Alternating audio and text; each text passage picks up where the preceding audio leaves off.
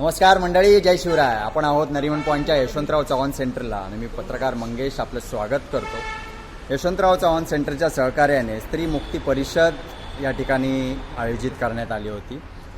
महाराष्ट्र स्त्री मुक्ती परिषदेच्या दुसऱ्या दिवशी 100 वर्षांपूर्वी जी पत्र धाडसी महिलांनी विविध वर्तमानपत्रांमध्ये लिहिली, मासिकांमध्ये लिहिली आणि ती प्रसिद्ध झाली, अशा पत्रांचा अभिवाचनाचा कार्यक्रम आज यशवंतराव चव्हाण सेंटरला होता. खूप प्रतिसाद चांगला मिळाला त्या कार्यक्रमाला. आपल्यासोबत रानडे सर आहेत. रानडे सर, आपलं स्वागत आहे. आपण कोऑर्डिनेशन केलं या शतपत्रिका वाचन कार्यक्रमाचं. आपल्याला एक पुरुष म्हणून आणि त्या पॅनलमध्ये ते कोऑर्डिनेशन करत असताना ते पत्र तुम्ही ज्या वेळेला ऐकली त्यावेळेला आणि हा ज्या वेळेला कार्यक्रम तुम्ही सादर करण्याची ज्या वेळेला तुम्हाला ते सुचलं त्यावेळेला नेमक्या तुम्हाला काय भावना होत्या आणि काय शिकायला मिळालं?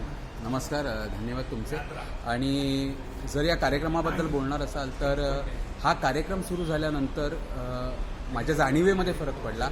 मी ह्या कार्यक्रमाकडे एक पुरुष म्हणून न पाहता एक माणूस म्हणून बघायला लागलो. म्हणजे आज मला हा प्रश्न पडतो की आपण 100-150 ही जवळजवळ 250 वर्षापासूनची जी पत्र आहेत ते त्या काळातल्या स्त्रिया जेवढ्या पुढारलेल्या होत्या तेवढे आज आपण माणूस म्हणून पुढारलेलो आहोत का?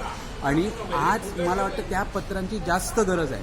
आणि आज त्या पत्रांमुळे माझ्यामध्ये एक माणूसपणाची जाणीव निर्माण झाली आणि ह्या जाणीवेतून मला वाटतं बऱ्याचशा गोष्टी मी चेंजेस केल्या आहेत. त्यामध्ये आता इथे सांगणं फार कठीण आहे, पण मी माणूस म्हणूनही खूप काही. पण आता म्हणजे दरवेळी जेव्हा मी हा कार्यक्रम करतो तेव्हा माझ्या विचारांमध्ये दरवेळेला एक नवीन आयाम मिळतो. एक नुसत्या विचारसरणीत नाही तर माझ्या कृतिशीलतेमध्येही फरक पडतो. आणि ह्या कार्यक्रमामध्ये जितकी लोक येतील, ऐकतील, खास करून पुरुष वर्गाने हा ऐकावा असं माझं मत आहे. आणि हा सर्वांगीण म्हणजे माणसाचा एक विकास व्हावा या दृष्टिकोनातून त्या पत्रांकडे बघण्याची गरज आहे, स्त्री शतपत्रे बघण्यापेक्षा. त्यामुळे मला वाटतं माझं जीवन आमूलाग्रपणे बदललं आहे याच्यामुळे. धन्यवाद.